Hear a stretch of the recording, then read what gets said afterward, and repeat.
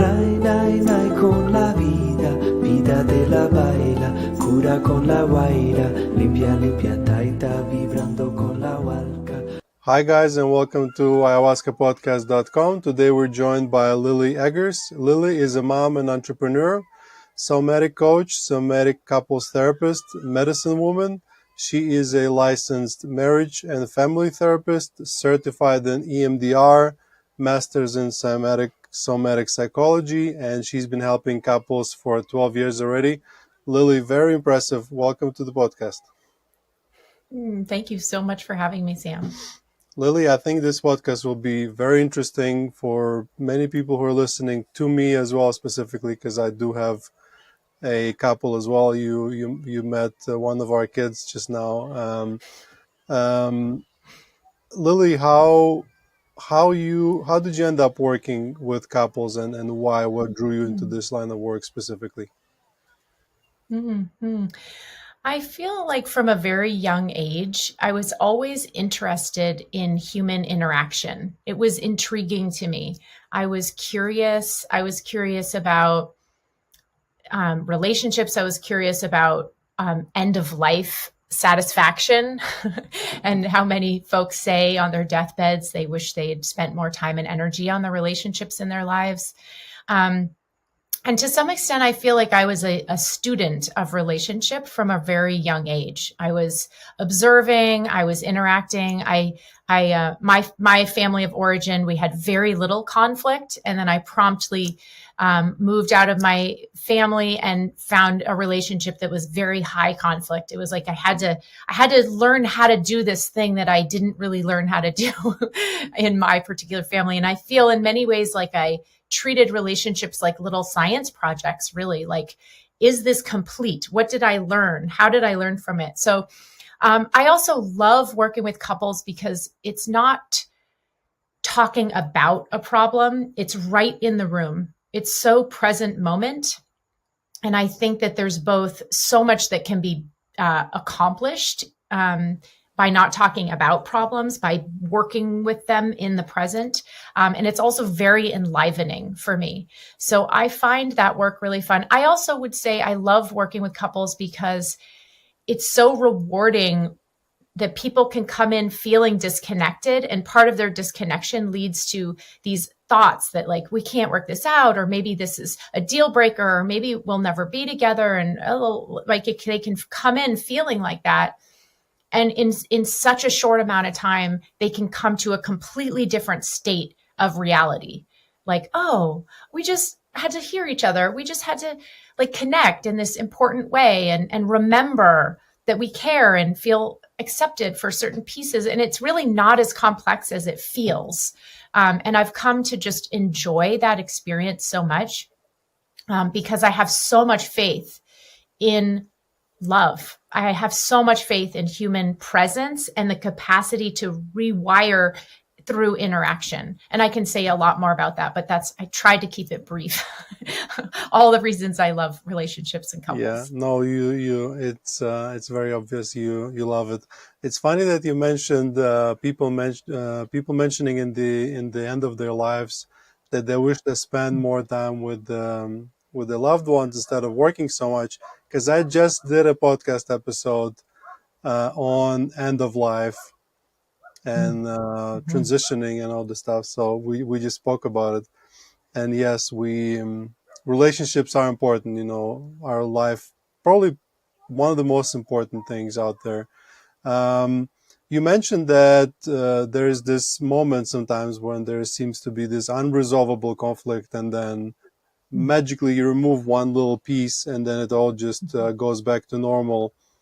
How do you do that, or how do you make couples remember that, you know, they actually love each other?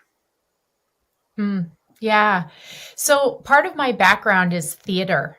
I worked in the theater from a very young age, all into my 20s. And I almost treat it sometimes like a director might treat actors. Like, it's amazing how our bodies, it's all wiring and there's connection happening between humans. And so when we're stuck and we're like tight and we're like blocked and we have tension, there's not a lot that of goodwill and care that can flow between people. So sometimes I'll just be like, okay, let's do a meditation and let's relax our bodies, or let's turn towards each other, keep your eyes closed and hold hands, or maybe go back to back so that you're interacting, but you're not seeing the angry, resentful eyes that you look at and get defended against, So I sometimes work around people's stuck ways of relating, because so often that's the problem, really, is there's almost this, it's almost like it's people get stuck in these patterns, and then they think, well, it's the only thing. It's always going to be this way.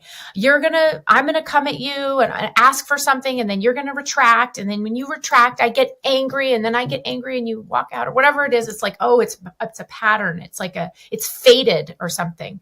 And what I love about somatic work, which is embodied work, is you just disrupt that. You just don't let that happen. So I do a lot of interrupting. I stop people. If I think someone's going to say something that's going to hurt the other person's feelings, I might let it happen once or twice. And then I'm like, okay, that needs to never happen again. We're not going to hurt each other like that. That's just a rule. You don't do that. Okay, no more. Okay, great. Now, this is how I can help you do this. So soften your voice, or look at each other when you're talking, or turn towards each other. In these little subtle ways, you're using their bodies to bring back that remembering. And I would say in some ways it's part of being a human is moving in and out that tension and release of the human experience, right? We have a startle response, and then we calm down, or we get stressed and then we go to bed, and we have this kind of natural tension and release. And for couples, it's about understanding how to have the tension. Every couple has it, but then how to release the tension, how to soothe each other, how to soothe yourself. So with a couple session, it might be some of that direction of just, okay, let's do this exercise. Let's try that. Soften your voice, close your eyes, tell, depending on where the couple is in their relationship, but I might say, tell them what you love about them. Tell them what you're longing for. So you invite in vulnerability instead of attack. Because that's the most frequent thing I see is people come in with, you're doing it wrong. If you were different, then I wouldn't be so mad all the time, or so disconnected, or so angry, whatever. If you were different, I'd be better. And it's like almost 100% of couples, it's really compelling to think that that's true. But what I see is a system. It's always, always, always two people. It's always two people in a system. So then how do we disrupt the system and shift the overall dynamic? And then it's almost like I use the analogy of a garden a lot, because I really think it helps when people think that a relationship is a live thing. It's not stuck or stagnant. It's not a noun. It's a verb. Your relationship, you're relationshiping together. And that's the practice, and that learning how to do it, tending your garden, is vital. Your garden won't grow if you just throw seeds and then ignore it for weeks. You have to tend, and tending is part of what you learn how to do with your partner. Oh, how do I tend? How can I love you better? How can I take care of you better? How can I know you better? And these are conversations that we may have in the first year. And then we have kids, and we have a mortgage, and we have all our responsibilities and our busy lives. And we forget that it's a continued learning to how to love your partner better, and having that be a real spiritual practice. How can I love you better is part of my growth for my partner. Mm-hmm. It just reminded me, some people come here to the retreat one by one, not together, and they say I want to learn how to be a better partner. I'm going to get married. I really respect those kinds of people, because generally we're kind of selfish sometimes. In this work, and especially when you describe those couples being so deep into this hurt downward spiral, how can psychedelics and plant medicines come in and be handy? I think that the key is it's that stepping out of a pattern. So it's neurologically, it's moving out of the default mode network. So when we have our way of being, this is how I am, there's a stuckness to that. And so I think somatics, and I think there's all kinds of ways in working with couples that don't need medicine, that don't need plant medicine or psychedelics. And I think what's amazing about plant medicine and psychedelics and entheogens are how they make the brain more available to itself, so that the parts of the brain that you can access more insight and more depth and more compassion and more open-heartedness, more forgiveness, all of that is more accessible, I would say, with most of those compounds. And so it just speeds up the process. And it can be used. I also think, frankly, I think that most humans, this is my opinion, but most humans at some base level are deeply craving more ceremony and more ritual and more sacred in their lives. And that when we have a container, and again, this can be with or without compounds, but when we have a container of sacredness, we inherently, like, I don't know how to say it, like rise to the occasion. We show up as better beings, I think, when we are more intentional and we have that. I like to think of it as like a North Star. Like, why be a better partner? Well, because I want to be a better human, or I want to be a better being, or that gets to be an that gets to help us in those moments where, like, we kind of want to be sarcastic, or we kind of want to, have a little contempt, or maybe just not engage, just kind of shut down or something like that. These medicines help us have more options so that we don't just do the thing that we always do. Mm-hmm.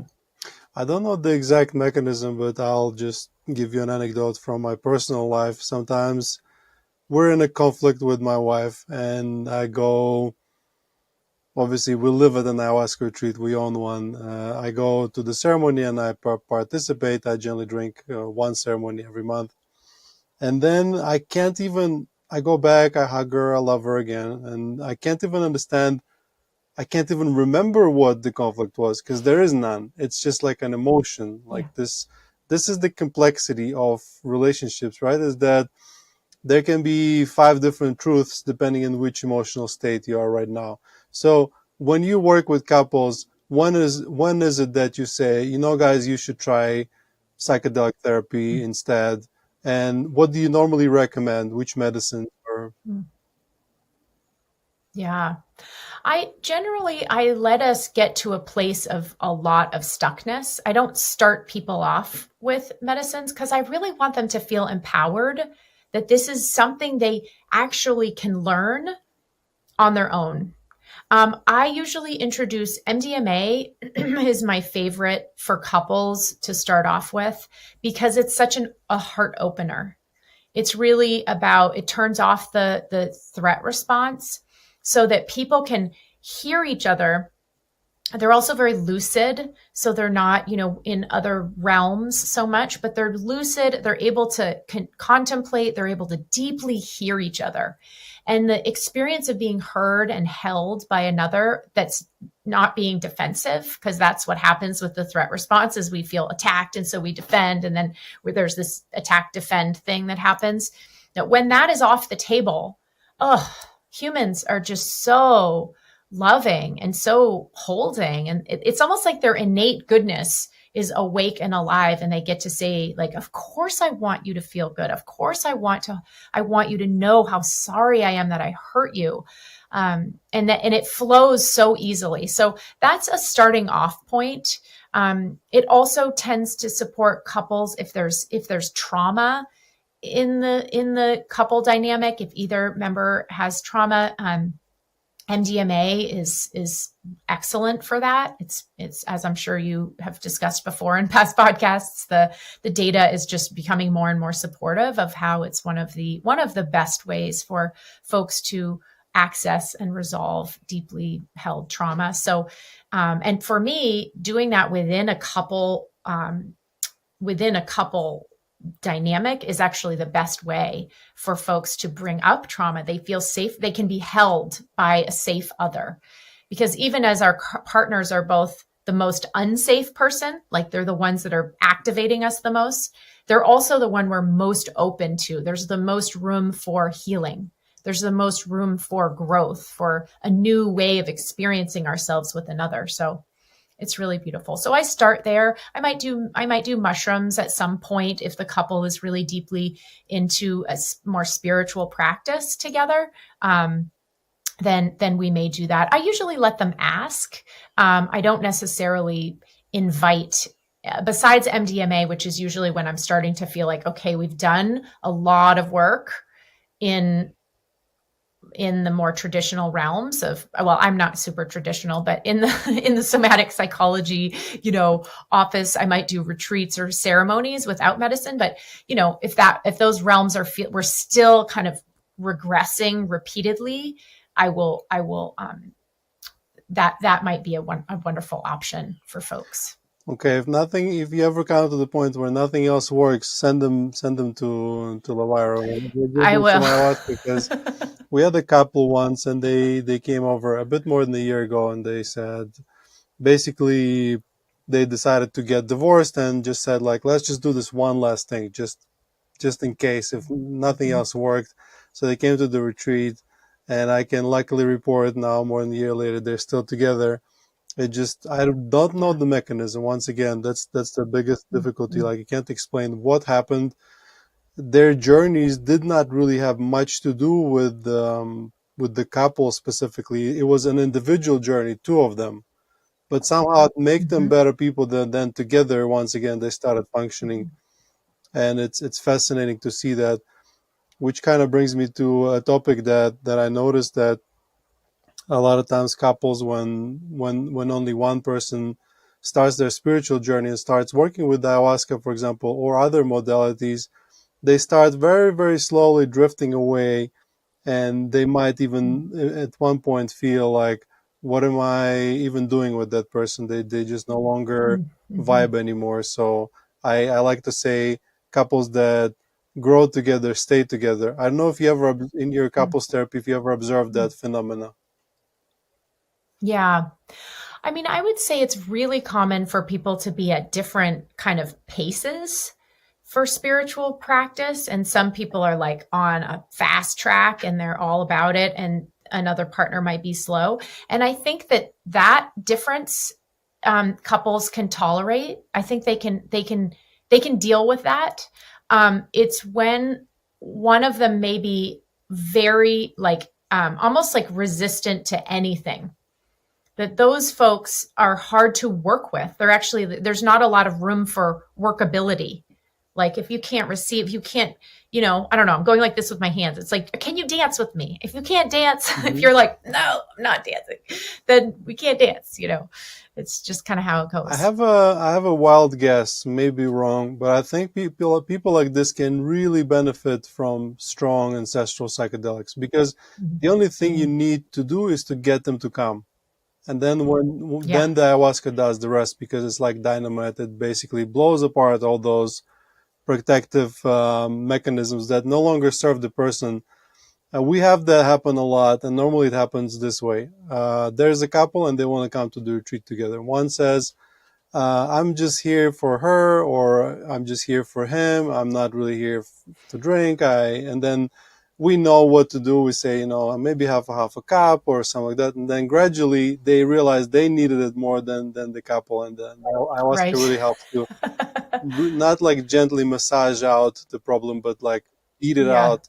And then I believe somebody like you could come in and piece the pieces together and make it flow very nicely again. Ayahuasca is such a beautiful shock to the system. I think that is what is so deeply profound about ayahuasca, is you can't really fake your way through. It's just what it is. And if you integrate well and are conscious and let it be exactly what it was supposed to be, and aren't resisting it should have been this or that, there's just an infinite wealth. I'm still integrating my first ayahuasca journey 14 years ago. Like, I'm still having moments of like, oh, there it is. Like, it's beautiful. Beautiful shock is a great way to describe it. So can you talk a little bit about your first experience, or your maybe the most meaningful ones, your journey with ayahuasca? Yeah, happily. I would say my first, I'll speak to the most meaningful, which was early on. I was in graduate school, and it was everyone in graduate school was experimenting with ayahuasca. I'd never heard of it. I had no idea what I was doing. I was just like, well, if everyone's doing it, I'll give, sounds interesting, sounds really amazing. And I got this wonderful piece of advice from a dear friend who just said, accept that everything is happening exactly as it should. Like, grandmother, the plant spirit is looking out for you, and you're getting exactly what you're supposed to have. So whatever's coming up is just right. It's perfect for you at this moment. And I found that I've used that just in my life. It has been such a relief as just as a principle of like, okay, I'm not going to argue with reality. That's a waste of time. I'm going to work with what is in front of me at this moment. But that actually wasn't the point. That was all preparation for the most profound Aya journey. Was I took way more than I ever had before. And I completely I was no longer Lilly. I was interconnected to all things. And I had this experience, which was this shock of, I am the chosen one.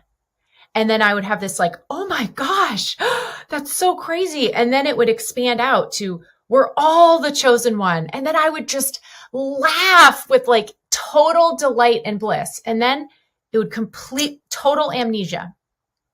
And then it would start over. I'm the chosen one. We're all the chosen one. Oh my God, it's so amazing. And then completely start over. I'm the chosen one. We're all the chosen. And it was like the sands, like what, like for all of eternity, going through this incredible, like it was just a training in this principle, I guess, in this, and I'm still making sense of all the meanings of this, but I reference it, I think about it, every piece of it has so much brilliance to me, that it was undoubtedly the most profound Aya experience I've ever had. It was incredible. And it was scary in its own way because there was no beginning and end. Like, time really did not exist. It was forever that happened, but it was very pleasurable. The amount of just delight at like the bliss of realizing that I'm the chosen one. We're all the chosen one. Like, it just blew my mind every time. Mm-hmm. And it wasn't until many hours or lifetime, or I don't know, whatever it was time-wise, much later that I could actually even know that it was on repeat, because I was in total amnesia at the beginning of each round. Mm-hmm. Yeah, I felt that before, and I felt the cyclical nature of it sometimes. When it really wants to drive in the point, it does that. And this realization that you had, that everything is as it should be, it's one of those things that it's really hard for people to understand before they had that revelation themselves.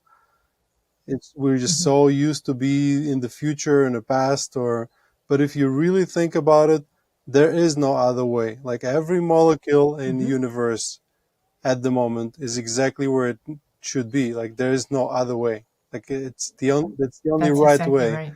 But it's Yes. like one thing is saying it with words, but the other thing is like really feeling it, internalizing it. And that's the beauty of plant medicines. They can like teach us that, but then we like struggle to explain it with the words.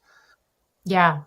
It can move out of like a concept, like a theoretical, and into the actual knowingness of it, which is a huge leap from understanding the concept to the knowing of it. Definitely. On the topic of plant medicines, have you ever tried rapé? Yeah.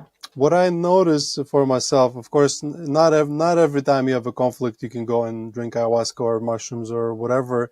Sometimes I notice that what helps for me personally is working with tobacco. If, let's say, I'm really in my head, really like there's some stuck emotion, I'm just angry and it's not going anywhere, I in my work with ayahuasca, I learned how to work with tobacco, which is basically a glorified way to say smoking a cigar, but like with an intention. Mm-hmm. And it's been extremely helpful for me personally. Not promoting smoking here, guys, but like sometimes you just sit down, and as you go through this process, you just completely change the way you see things, and then it's out of your system. But there's many other ways that don't include any substance or a specific plant. Mm-hmm. What would you tell someone that, let's say, they're just like right now as they're listening to this podcast, their spouse is at home angry at them, and they're angry at them, like any quick fixes, anything they can do right now to like ease the pain? That's a great question. I mean, I personally believe that really letting ourselves bring our focus to ourselves can be such a gift.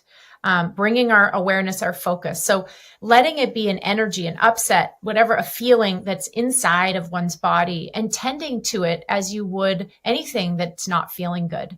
And the tending might be exercise, stretching, call someone, journal, meditation, breath work. I personally like to move my body. I feel like energy feels like it wants to move out of my body. I might do jumping jacks or push-ups. I might sprint as hard as I can. I think that energetically when we move, I think it really supports us from that stuck feeling. I also think again, that internal work. So like even just putting your hands on your heart and your belly and doing some loving kindness meditation, just doing some, may I be peaceful, may I be loved, may I be grounded, may I feel ease, that sending ourselves a prayer, giving ourselves permission to ask for help is often very, very soothing, very relieving for us when we feel like our partner isn't loving us, right? It's activating an experience of abandonment, and maybe that's sadness, or maybe it's, anger, whatever, that disconnection, it's activating something very old. So to give ourselves that which we're wanting from our partner is so important. I recommend every partner member learn how to give yourself that which you feel you so desperately need at times. And ideally your work with your partner, they're going to get better at that. That's the growth. They're going to get better at loving you and holding you. But when they can't, or aren't in the mood, or are too tired or whatever, that you're going to be okay. You know how to do that for yourself. I think it's vital. What is the key for a good relationship, Lily? Oh, how do I pick just one? I think one of the greatest gifts that we can offer our partner is the practice of saying yes to the whole person. So in the same way we were talking about arguing with reality, like that shouldn't be that way. I don't like how that is. When we do that to our partner, we are doing them a disservice. We're splitting them. I like this about you, but I don't like that. That creates an experience of like less. I don't know it's not how to love deeply and wholly. That when we can expand our love and say, I say yes to all of you. There are aspects of you that drive me nuts, that it's annoying, that I would not choose. I wouldn't pick those aspects of you, but I say yes to you. That when we do that, and then we just say yes, it's like, okay, I'm going to work with that part of you. I'm going to invite it in for tea. I'm going to say, okay, that distant or that angry or that resentful or that reactive part, I don't like it, but I'm going to say it's mine to work with because I say yes to you. I love you.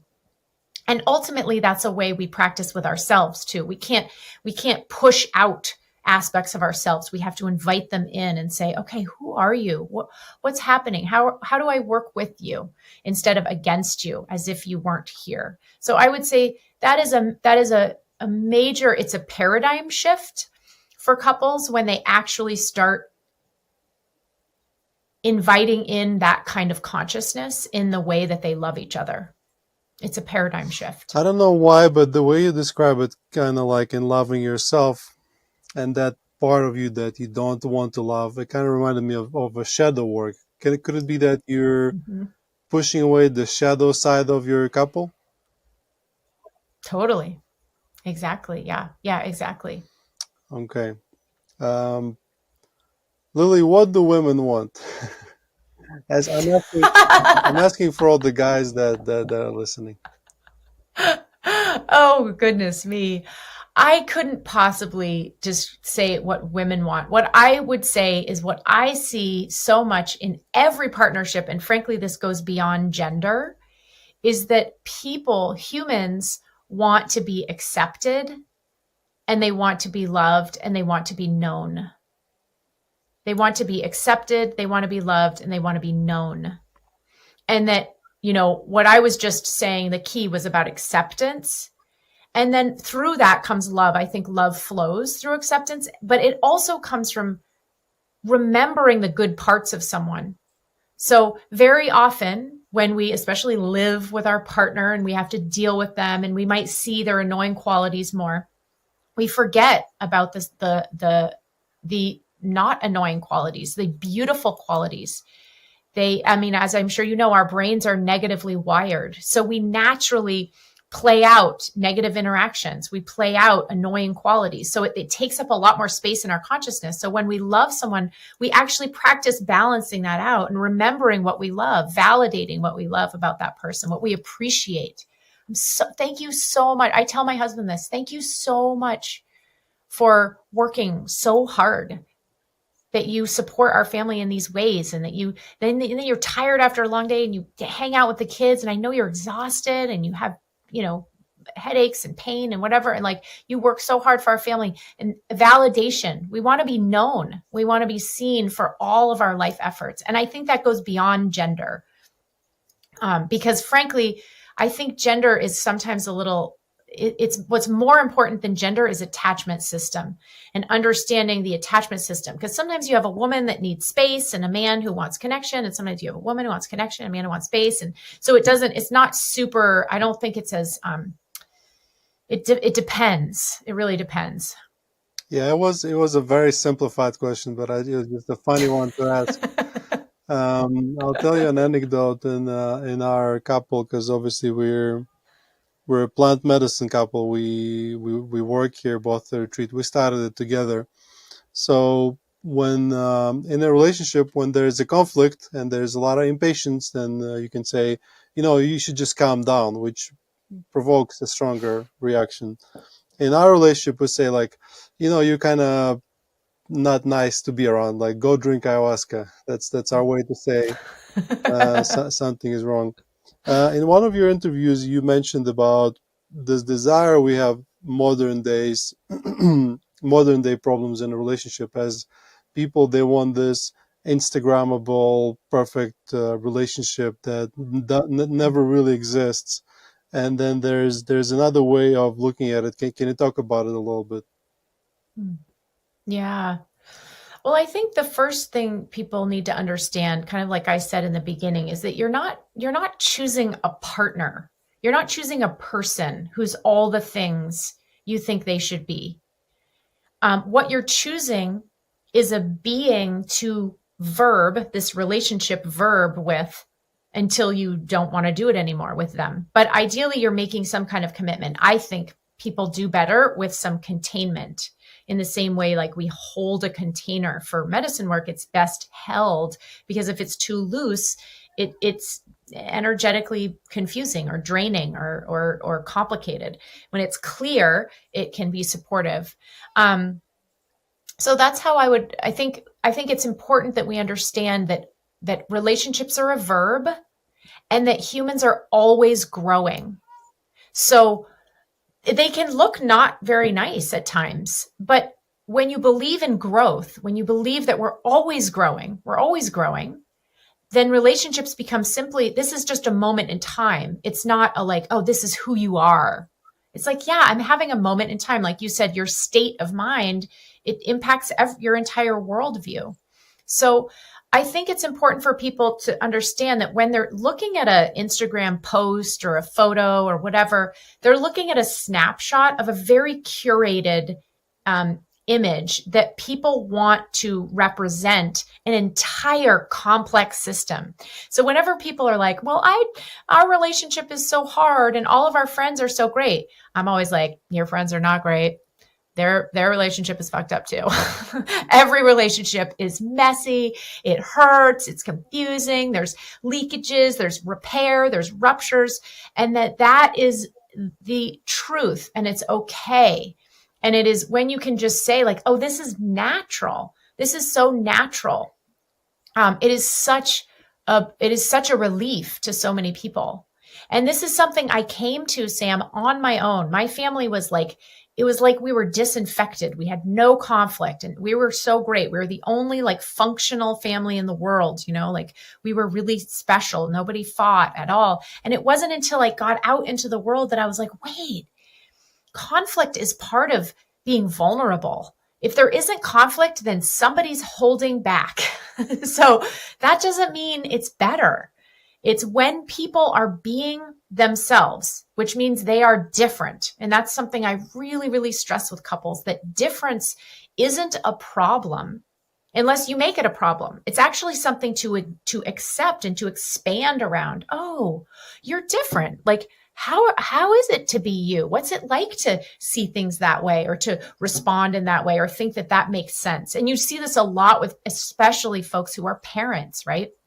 Each of you have your software download of like how to parent. And then you come together with another person with different software downloaded. Suddenly you're going to get conflict. You should have conflict. And what I mean by that is, you should have differences emerge that aren't always easy to resolve. It means you stay in the discussion, you make space for the difference and let it be part of the enrichment that you share then with your children, but you certainly share with each other like, oh, you don't need to agree with me, but I do want you to hear where I'm coming from. I don't need to agree with you, but I want to know what the inner workings of your mind are.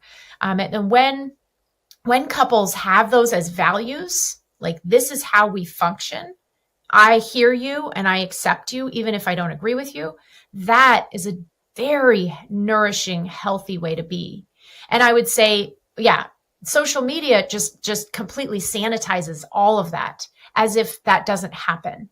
And I think it's unfortunate, actually. I think it's too bad that when people don't tell their stories of what was hard, what feels unresolved.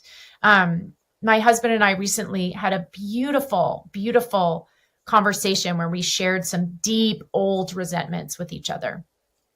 And then we realized we kind of had this like, okay, now we've shared them, like all is forgiven. And we were kind of like, I'm not there yet. I'm not quite at the all is forgiven place, but it feels really good for you to hear about my hurt. And I want to forgive. I don't want to hold on to this, but like, honestly, I still kind of am pissed about it. Or, I wish I hadn't, so that's what's real. And now that gets to be part of something that we work towards healing and resolving. It's not like everything has to be great all the time. In fact, there's something off if people are saying that, frankly, in my opinion. Yeah, when you just talked about how we should listen to each other and accept that there's a difference, but then still move on as friends. I believe that's not just couples. If you look at the society right now, especially in the US, there's a lot of that, like, oh, if you don't think A, then we can't be friends. You mentioned the word repair in a relationship. Can you talk about it, this systematic repair and how to practice it? Yeah. It's so important. Repair, first of all, understanding that repair is a process and it has to be tended to. It's a process that every couple should really prioritize in their relationship. How do we do this? Because there will be rupture. So knowing that like, oh, I want to know how to do this. I want to learn how to do this. And I'd say the key aspects of repair are, first of all, the person who's been hurt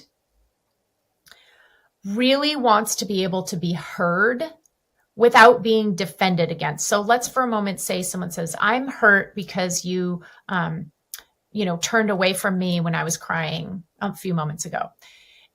Now, it's very compelling for the second person to say, well, I turned away because the baby was crying, or I was fixing our food, or I turned away because they want to reason with the feeling. But that is a surefire way to not help repair. So I teach people really clearly, when someone says I'm hurt, you put off, you compartmentalize all the reasons why you did the thing or didn't do the thing or didn't mean to do the thing. It doesn't matter if you meant to or not. And you give a ton of space and care to the person who's been hurt. And you make sure that they feel really heard. Oh, that didn't feel good. That didn't feel good when I turned away. Can you say more about it? Come here. Then you comfort them like you would a child, right? A child cries. You're not going to argue with their tears. You just comfort their tears. Oh, I'm sorry. I'm so sorry. I don't want to hurt you. It doesn't matter why. It doesn't matter that you didn't mean to. You don't say those things right then. You wait. You just love the person and hold them. So that's the first part of repair. Now, the second part might be that the person, like, for example, if it's a thing that happens regularly, the first person that got hurt may need to hear something more. Like, I will really do my best to not do that again. I really get that hurts you and I don't want to hurt you. And so I am going to try to be better to not do that thing. Now that might be enough or it might not. It depends on the person. Usually people with trauma have harder time like deeply repairing, or if they're, have attachment systems that are more insecure. But in general, those are the key pieces, really being heard. And then there might be some sort of future acknowledgement. Now, it might be the other person also wants to share, like, can I tell you? I really want to share with you, like, why I turned. That feels really important because I don't want you to think I was just being cruel. I did have a reason. And then you ask. That's the thing about timing, that you have to take turns and give each person a lot of space to finish. It's like a completion process. They have to finish. So for example, like if you're in a business meeting and you're like, okay, we have 4 agenda items, folks. All right, let's start with agenda item number 1. And then someone's like, well, item number 2, I want to talk about that. Well, we're not done with number 1. Oh, but number 3 is really interesting. This is how most couples try to resolve conflict. And it never gets resolved because you have so many things on the table and you're never finishing. So you finish that first person until they're like, yeah, I'm complete. Thank you for hearing me. Thank you for acknowledging me. Thank you for assuring me that you will try not to do that in the future. And then it's switching turn time for the other person to say, hey, can I share with you why I turned away, since I get that felt like rejection or like whatever, like I don't care about you, but I want you to know what happened for me. And then you're switching sides. You're changing roles. So then that person shares, oh, well, I turned around because, I thought I heard the baby like choking. That's a good reason to turn around, right? And then the other person gets to be like, oh, wow, I had no idea that's what happened for you. Oh, thanks for telling me that. I'm glad to, but it comes from a place of grace and it comes from a place of acknowledgement. And it really is important, that taking turns piece. You have to finish with one person before you move on to the next person. That's a great explanation, yeah, because a lot of times we want to sort of bundle all the conflicts together where you're less guilty in the other one, and to bring it up because like, yeah, but I did that, but look at what you did at the other time. Yes. When you can I speak to that? Because go. that's so important. Because when we think like that, of like that sort of winning and losing, as if like I'm better, or my feelings are more valid than yours, or I have a better whatever, it fundamentally means in that moment that we're not on the same team. We're not on the same team. We've moved into competitors. You're in competition. And what I like to really, really drill into my couples is that you are always on the same team. You might be mad at someone, or they might have hurt your feelings or whatever, but it doesn't mean that they're wrong. It just means a cause and effect happened. No one's bad. There's no fault. It's just a cause and effect. And if you think about like volleyball teams, there's 2 people on a volleyball team And you have to work together all the time. Even if there's a misunderstanding, you're never like, I'm better than you or I'm more right than you. Like, that's just not how you have the conversation, because it's so consistently not effective. So if you or any of the listeners here find yourselves in that competitive moment of like, I want to catch you, or I want to name how what you're asking me to do, you haven't been doing, that's a favorite, right? Like, to really step away and be like, I am dysregulated. It means you're in a threat response.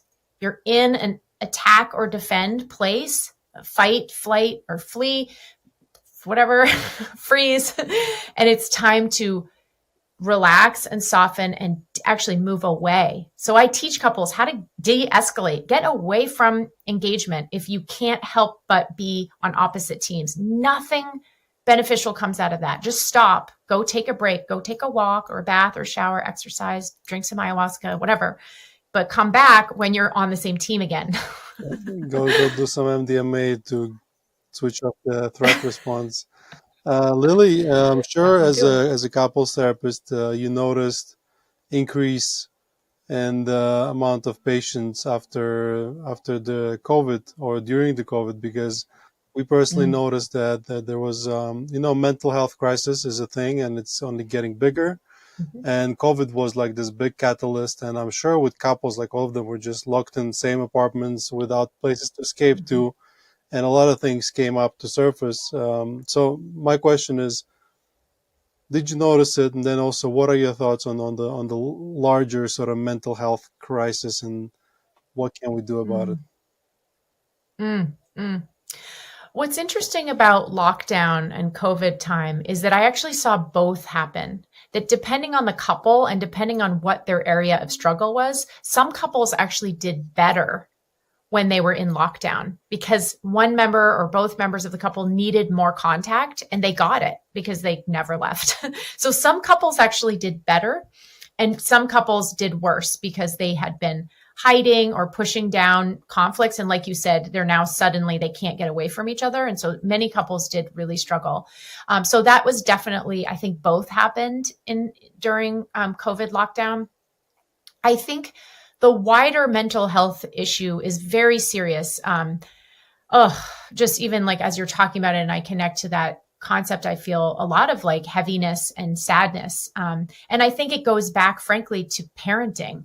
I think it's more than just adults suffering. It's how we're holding our kids through milestones and through their childhood. I think social media, I think introducing screens really young. I think teaching disconnection. I think human beings it is becoming so normalized to be deeply, deeply disconnected from yourself, from others. Our attention spans are getting shorter and shorter.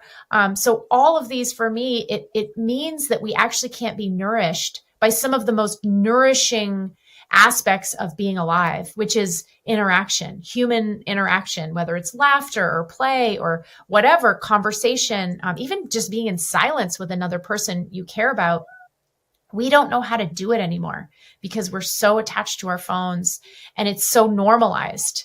It's not even like pathologized to have this very small attention span. And then, not surprisingly, we have tons of anxiety and we have all this insecurity in our teenagers and depression. And to me, it all feels rooted to not having community spaces, not practicing, not having it even be, part of people's upbringings to have any kind of sacredness. I mean, it's like we don't even have sacred art in our homes. We don't even have a concept of it. And I think I think it's hurting people. And I think, it's amazing to me how many couples don't even eat meals without watching a screen. So there's a lot to that question. But I think group healing is the way of the future because it's super inefficient to have individual therapy and it's unnecessary. I mean, it is for some people, but I think that for most people's actually group work is what they need. Actually, they need that sense of community and collaboration. They want to be reflected. They want to feel held. They don't want to feel alone. because that, I think, is the root of so much of people's misery, is this inaccurate perception of their aloneness. I'm glad you're mentioning community and groups, because here at Lawara, one of our mottos is you come for ayahuasca, you stay for the community, because people really bond through this process of both taking ayahuasca together and also sharing. And group sessions are amazing. Like what we do here, we call it word circles, and people share before the first ceremony. And at first, everyone is like very superficial and provides the version that they're used to provide. Then we encourage them to go deeper. Then they go deeper, and all of a sudden, masks come off, and during the week, people just this vulnerability comes out, and everyone just bonds like crazy, and people become like families, and it's just beautiful to observe. And I believe that here at the retreat, at least half of the work comes from just a group, not so the medicine plays part and everything, but the group is where the magic happens. And a lot of times people they're worried about, like, oh, I'm gonna go there'll be 20 other people, and like, what if I don't like them? Is because they experience group as we do them in our normal society.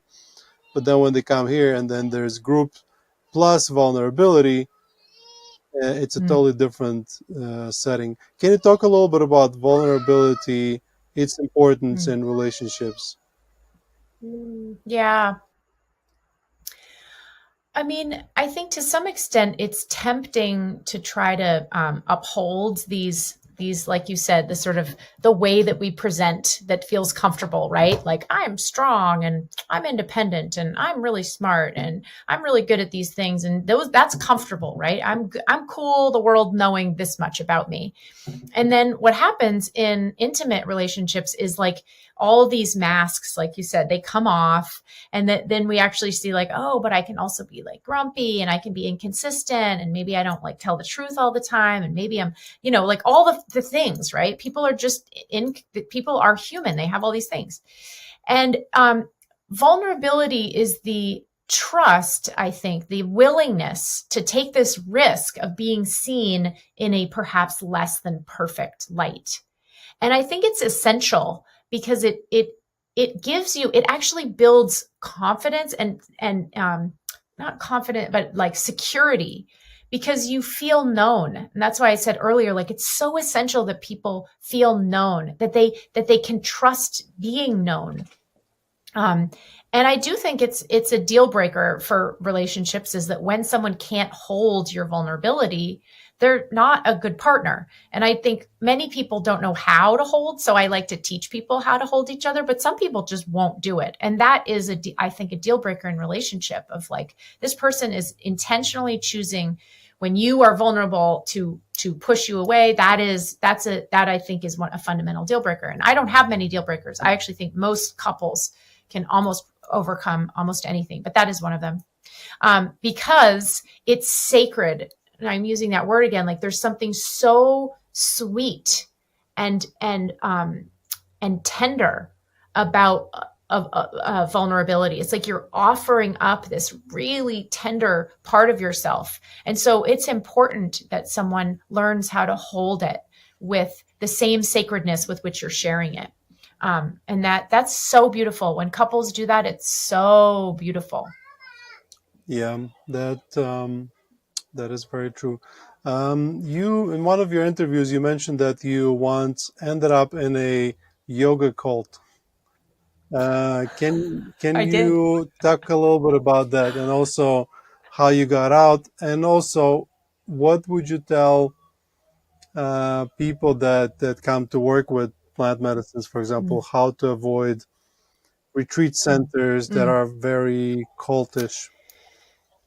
Yeah, that's a great question, Sam. I'm so glad you're asking it, because I actually think within the psychedelic space, there's a lot of potential and room for narcissistic people to, like, really get a lot of power and feel very, they can develop sort of groups of people who idolize them. I think that can happen a lot in the plant medicine and in the sacred sort of space. So I'm really glad you're bringing that up.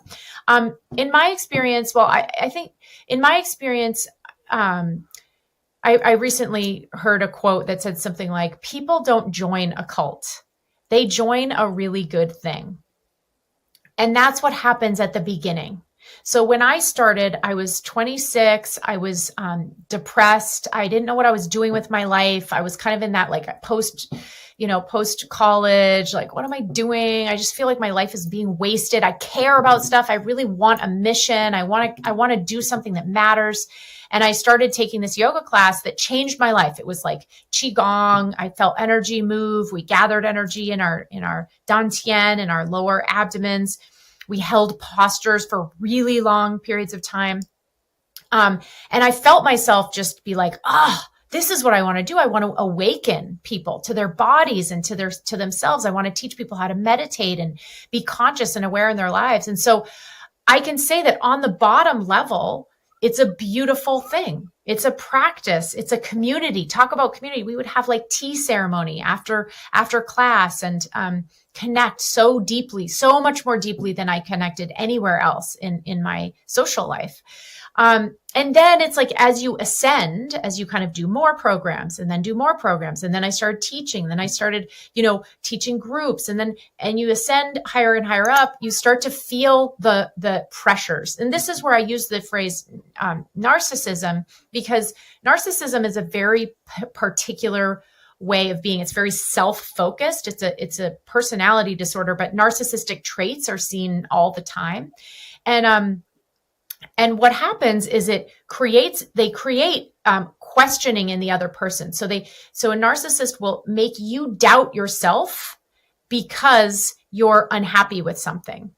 And the problem is this comes under the umbrella of personal growth a lot, right? Like, if you're not a victim, if you're not going to be a victim in life, or if you're going to be autonomous and you're going to take responsibility for your life, then you have to take responsibility for everything, which means if you don't like something I did, that's your problem to look at. And it's extremely dangerous because it turns people who are like really seekers, introspective, they want to make a difference in the world, into like, there must be something wrong with me if I'm questioning. There must be something wrong with me if I'm doubting. And luckily, I was not in it long. I don't feel like I had deep psychological damage because I started to very quick. I was in about a year and a half, 2 years. But I quickly saw like, this gets sick the higher up I go. Weirdly, it also was amazingly healing. They offered programs that, chronic pain patients or people with MS or whatever would go to, and they like would heal, like they had spontaneous healing. So, I feel conflicted by the whole thing, which is there's a lot of good, but there's fundamentally some really dark stuff that made you not actually feel. It's called undue influence, when like, I think I'm in control of my choice, but I don't feel like I'm in control because if I don't really have a choice, because if I say no, that means I'm bad or I am somehow not choosing my soul. And that was the language they would use, is like, I'm not choosing my soul if I don't do this expensive program that I'm not sure I want to do, but I have to, it's that kind of, I think I have control, but I don't have control. And, I think it's really insidious because it can happen slowly and it can happen with so much love and care. So you hear a lot about narcissistic abuse in relationships, like the narcissist love bombs at first. They couldn't be a more attentive, loving, compassionate, gracious, generous partner. And then little by little, they start to make you question yourself. And then like, why are you have so many problems? Or why are you complaining so much? Or, your mom is really like this too. I can see where you get that, right? These little digs that make the partner get really confused. So it can happen at a group level too. And that's where I actually really love you're asking that, because the group level, and I think psychedelics have a way of doing that. If you take psychedelics and then you look to the head of the room and they're singing and they, are burning incense and they put their hands on you and you're like, oh my God, I've seen God or something. You can get confused. And there are people who absolutely thrive on that power. And it's not always people who are well-intentioned. I mean, they might have good intentions in there, but alongside it is this real hunger for absolute power and control of other people. So I think it's good that people be curious. There's a lot of literature out there about what to look for, about being in a high control group and what it means to be in a high control group. Like if you feel you can't leave without somehow being shunned or punished, that kind of thing. That's a high control group. And it's definitely worth reading. There's so much stuff out there to look into. Yeah, thank you for explaining it. I personally would add a few more things. One is if you come to a retreat, any spiritual retreat, plant medicine retreat, the place should be as neutral as possible, meaning like if they have a very specific belief system, special like religious sort of aspect to it, then your suggestibility state on ayahuasca, you'll probably get drawn into that, and so avoid that. And if so basically you should learn from ayahuasca, and everything else should be instructions how to connect to ayahuasca better. If a shaman or a chief facilitator try to like make you believe in a very certain type of truth, then it's a red flag. And also, yeah, of course, people are very suggestible, and you get a lot of gratitude and love when you are the person that organizes it. So it's kind of like important to not allow your ego to like, wow, look at me, it's all about myself, I'm this and that. So you have to sort of be kind of like, I guess, humble about it and not really make it about yourself. And then as time goes on, it wears off, and so that not taking advantage of this feeling. So if you have and we had unfortunately facilitators over the years that they would try to be in a person's face exactly at the moment when they're going through this big breakthrough, and then try to make it all about themselves. And I remember at first I was like, wow, this guy's so great, people mention him so much in the word circles. I was like, but we were as good before he came here, and we're probably going to be same when he leaves. And then I realized like what he was doing is just a very sort of low self-esteem, was feeding on all those positive energies. And but yeah, you gotta be careful out there. So look for the red flags. Yeah, we want to feel, people I think feel like they want to be involved, like they want it to be about them instead of about the plant, or instead of about, like for me, I see couples, it's about the love between them.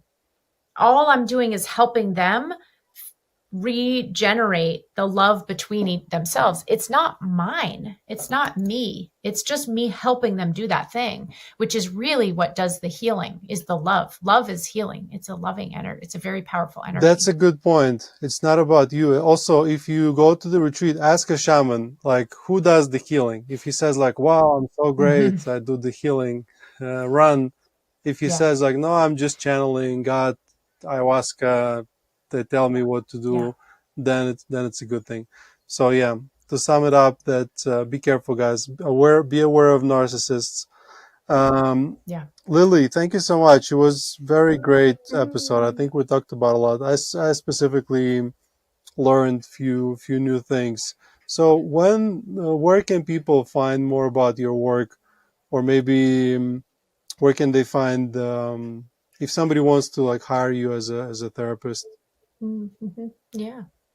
Yeah, the best place to start is my website, which is just lillyeggers.com. I am at the moment taking a slight sabbatical as I finish my book. I'm working on a book that hopefully will come out in the next few months. So I'm not accepting new clients at this moment, but I really welcome people if you feel inspired to be on a wait list. I am planning on in the fall, certainly starting to run my couples groups. I have online couples groups. I see couples individual, privately. And I also am going to begin running retreats as well. So any of those areas, if you're interested, please do reach out, and I can put you on a wait list. You can reach out through my website or whatever feels good. Lillyeggers.com, right? Yes. I'll add it to the show notes if I don't forget. Thank you. Lilly, thank you so much. Also, if you're, maybe for somebody who listens to that a year from now, if your book is already out, what's the book's name? Yeah, okay. It's going to be called The Intentional Relationship. 10 weeks to generate more kindness, compassion. Oh no. Shoot, I can't remember all the 4 things. Kindness, I came up with it like 3 years ago when I first decided to write a book. Anyway, look up intentional relationship. And then 10 weeks. The last part, Yeah, 10 weeks. What's that? And then 10 weeks. The last That's part right. is a surprise for you guys, so Exactly. you might want to check it out. Yeah, it tended to be like a manual that you go through as a couple. So it's not just getting information, it's actual practices and how to start utilizing them as soon as possible to shift that systemic relational stuckness. So that's great. Thank you so much, Lilly. Guys, you've been listening to ayahuascapodcast.com. As always, with you, host Sam Believ. We were joined today by Lilly Eggers. And I hope you enjoyed this episode, and I will see you in the next one. Guys, I hope you enjoyed this episode. If you like our podcast and would like to support us and Psychedelic Revolution at large, please follow us and leave a like whenever you're listening to this podcast. Nothing in this podcast is medical advice. It's intended for educational purposes only. Nai con la vida, vida de la baila, cura con la guaira, limpia, limpia